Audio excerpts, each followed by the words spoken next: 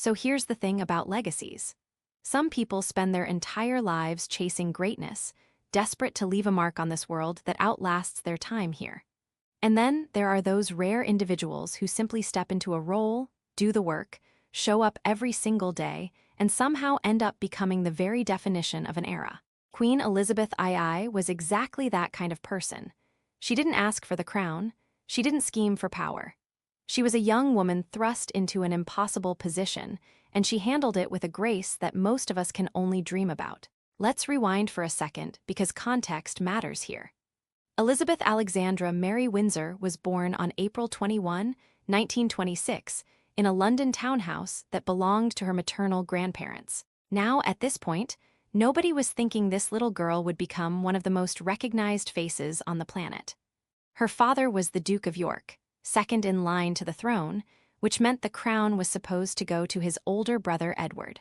Elizabeth was just a princess, third in line, probably destined for a life of ribbon-cutting and charity galas. Nice work if you can get it, but not exactly the weight of an empire on your shoulders.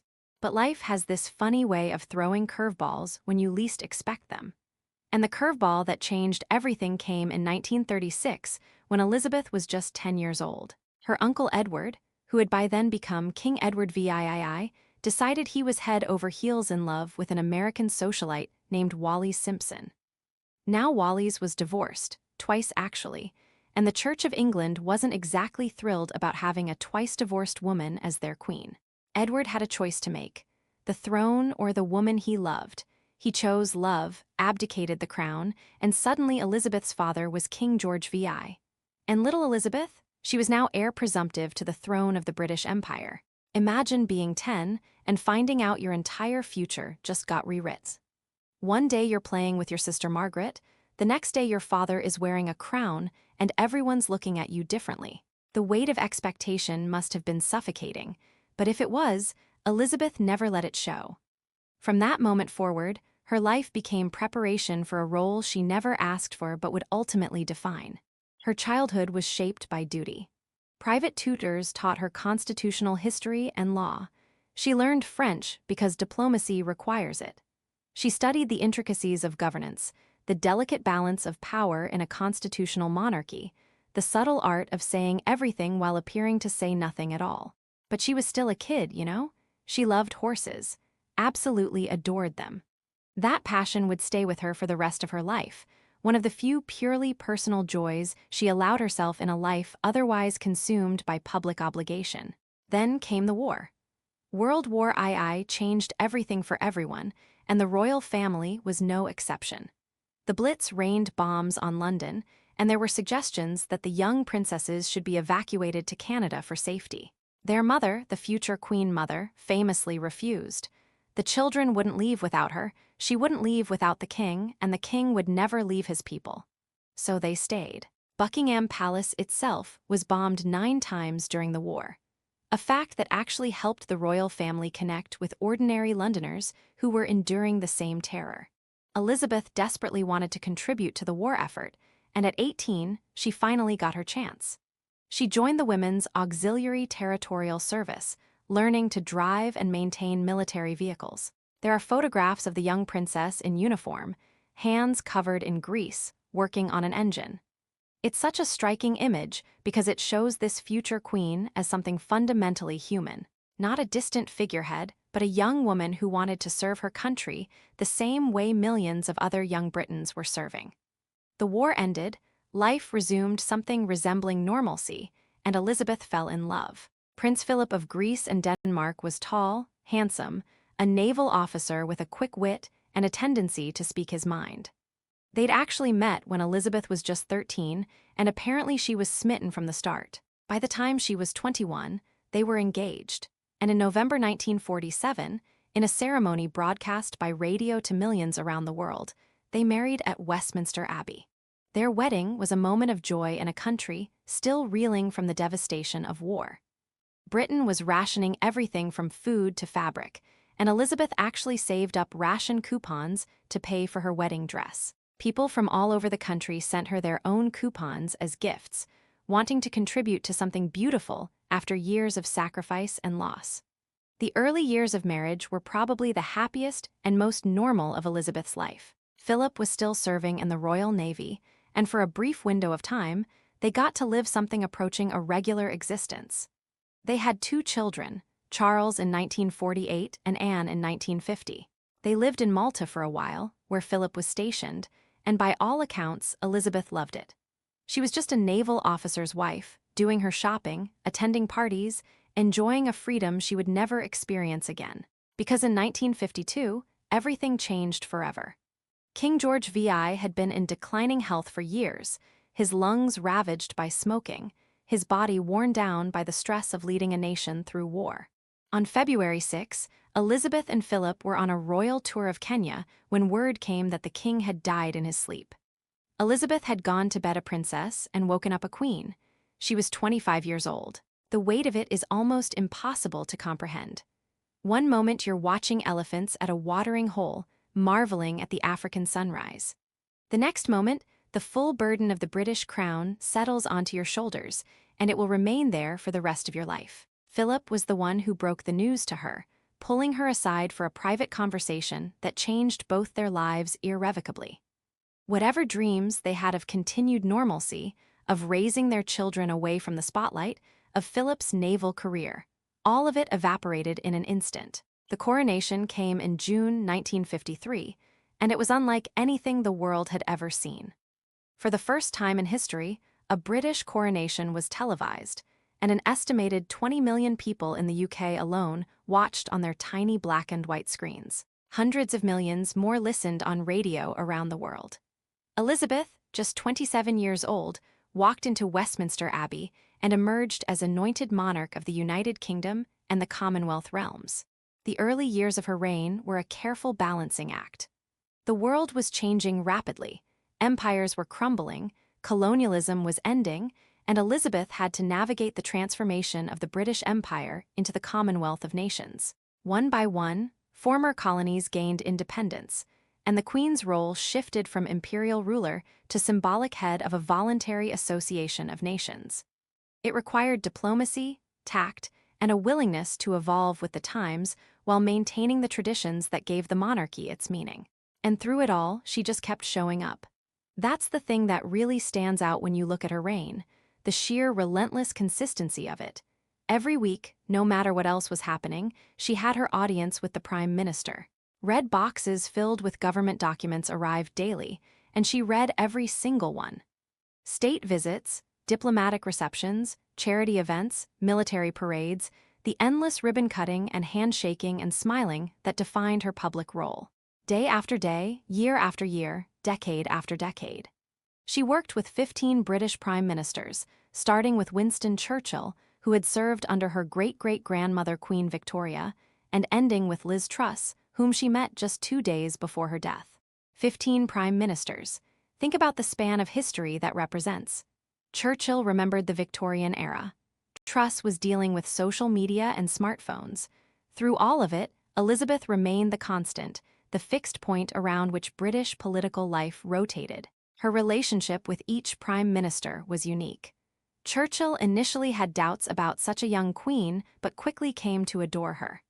Harold Wilson, despite being Labour and theoretically opposed to hereditary privilege, became genuinely fond of her. Margaret Thatcher was more complicated, two strong women who respected each other, but apparently never quite clicked on a personal level.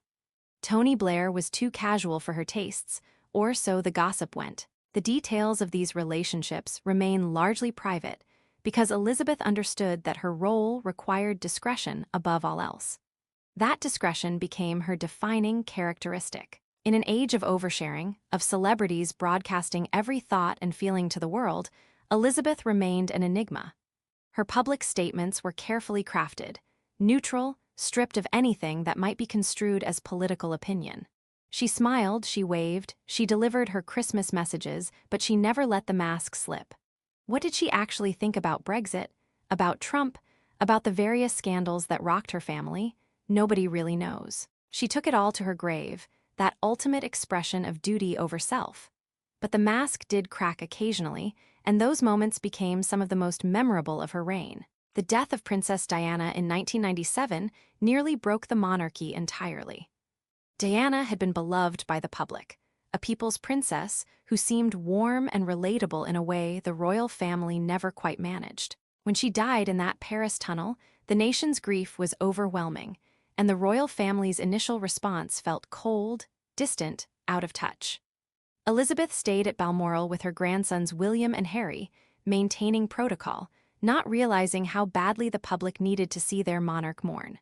The criticism was harsh and immediate. Where was the Queen? Why wasn't she in London? Why wasn't she crying for Diana like the rest of them? It was perhaps the greatest crisis of Elizabeth's reign, a moment when public opinion turned sharply against the monarchy, when people openly questioned whether the institution had any relevance in the modern world.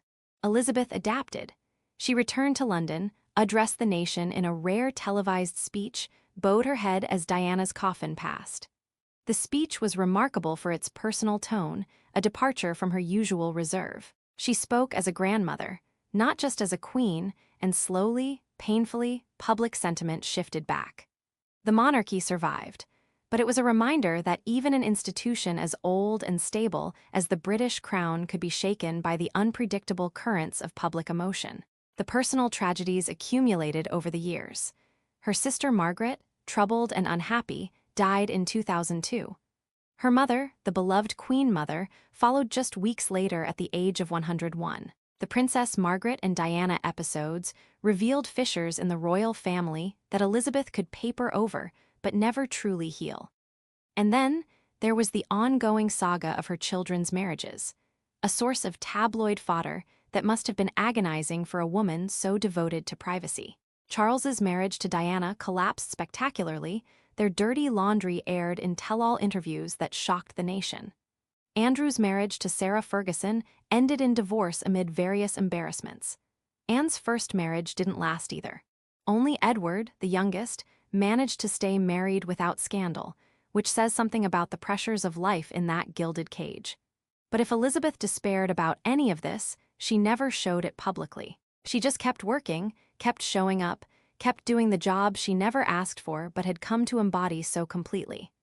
The 21st century brought new challenges and new adjustments. The monarchy embraced social media, established websites and Twitter accounts, tried to seem relevant to generations who had grown up without any memory of what life was like before Elizabeth.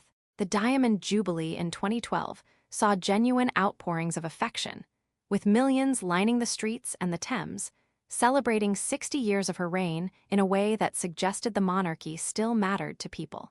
William married Kate in 2011, and a new generation of royals emerged to share the burden. George, Charlotte, and Louis gave the public adorable photo opportunities and the promise of continuity. The future of the institution seemed secure, even as Elizabeth herself grew older and frailer. And then there was Harry. Oh, Harry, the spare to William's heir, the one who struggled visibly with his role, who chafed against the restrictions and expectations. His marriage to Meghan Markle in 2018 seemed like a fairy tale at first, the American actress bringing diversity and modernity to the royal family. But it soured quickly. The press was brutal, the family dynamics were complicated, and in 2020, Harry and Meghan did the unthinkable. They stepped back from royal duties and moved to California. The fallout was messy and public. Interviews with Oprah made accusations of racism within the royal family. Books were written, claims were made, and through it all, Elizabeth maintained her characteristic silence. The family drama played out in tabloids and podcasts, but the Queen never responded directly. Whatever conversations happened behind closed doors stayed there. COVID-19 arrived in 2020, and Elizabeth, now in her 90s, was particularly vulnerable. She and Philip isolated at Windsor Castle, appearing occasionally via video link, maintaining that visible presence even when she couldn't physically be among her people. Her address to the nation during lockdown, echoing the wartime spirit of her father's era with the phrase, "We will meet again," was exactly the steady reassurance the country needed. Philip died in April 2021, just 2 months before his 100th birthday. They had been married for 73 years, the longest marriage of any British monarch. Due to COVID restrictions, Elizabeth sat alone at his funeral, a solitary figure in black, grieving publicly in a way she rarely allowed herself. That image, the elderly queen isolated by the empty pews of St. George's Chapel, seemed to capture something profound about duty and sacrifice. She kept working after Philip's death, because of course she did. She met world leaders, attended events, maintained her schedule even as her health visibly declined. The Platinum Jubilee in June 2022 marked 70 years on the throne, an achievement that no other British monarch had ever reached. The celebrations were scaled back due to her mobility issues, a euphemism that everyone understood meant the end was approaching. She appeared on the Buckingham Palace balcony, waving to the crowds one last time. She looked frail but determined, still present, still doing her job. A filmed comedy sketch showed her having tea with Paddington Bear, revealing a sense of humor that most people never got to see. It was a fitting tribute to a woman who had spent 70 years being serious so that others could celebrate. On September 8, 2022, Queen Elizabeth II died at Balmoral Castle. She was 96 years old. She had reigned for 70 years and 214 days, the longest reign in British history by a considerable margin. Her son Charles, who had waited longer than any heir in history, finally became king. The mourning was extraordinary. Whatever people thought about the monarchy as an institution, they clearly loved this particular monarch. Hundreds of thousands queued for hours, sometimes days, to file past her coffin as it lay in state at Westminster Hall. The line stretched for miles along the Thames. A river of humanity paying their respects to a woman most of them had never met, but who had been a constant presence throughout their entire lives. Her funeral was watched by an estimated 4 billion people worldwide. 4 billion. That's more than half the humans on Earth, all pausing to witness the end of an era. The ceremony was exactly what she would have wanted: traditional, dignified, steeped in centuries of ritual and symbolism. The crown was removed from her coffin as it descended into the royal vault. The Lord Chamberlain broke his wand of office, symbolizing the end of his service to the monarch. The imperial state crown, the orb, and the scepter were placed on the altar. And just like that, it was over. The Elizabethan age, second of its name, had ended. What do you say about a life like that? How do you sum up 70 years of service, of duty, of showing up every single day to do a job you never wanted but accepted completely? She modernized the monarchy even while maintaining its traditions. She presided over the end of the British Empire with dignity. She raised 4 children, watched 8 grandchildren, and 12 great-grandchildren come into the world, navigated family dramas that would have destroyed lesser dynasties. She shook hands with everyone from Marilyn Monroe to Lady Gaga, from Winston Churchill to Barack Obama. She owned corgis and horses and stamps. She never complained, never explained, just did the work. Was she perfect? Of course not. Critics point to her initial response to Diana's death, to various family scandals handled poorly, to the institution of monarchy itself as an outdated remnant of a less egalitarian age. These criticisms have merit. The royal family's relationship with colonial history is complicated at best. The immense wealth and privilege they enjoy sits uncomfortably alongside poverty and inequality. But somehow, Elizabeth herself seemed to transcend these criticisms. Even people who opposed the monarchy in principle often admired her personally. She had earned their respect through sheer persistence, through 7 decades of reliable, unflappable service, the longest reign in British history. It's a record that will be incredibly difficult to beat. Charles was already 73 when he became king. William will likely be in his 60s when his turn comes. We won't see another 70-year reign unless something very unexpected happens. But it's not really about the length, is it? It's about what she did with that time. The consistency, the dedication, the absolute refusal to put herself before her duty. In a world of quick fixes and short attention spans, she was a reminder that some things require patience, endurance, the long view. They called her the last great queen. Maybe that's true. The world she was born into no longer exists. Empires have risen and fallen, technology has transformed human existence, and the very concept of monarchy seems almost quaint to many modern sensibilities. But for 70 years, she made it work. She gave it meaning. She showed that duty and service weren't old-fashioned concepts, but timeless ones. Queen Elizabeth II is buried now in the King George VI Memorial Chapel at Windsor Castle, alongside her parents, her sister, and her husband. The crown she wore for 70 years rests on other heads now. The palaces she inhabited continue their rhythms without her. But her legacy, that's something else entirely. She taught us what it means to commit to something larger than yourself. She showed that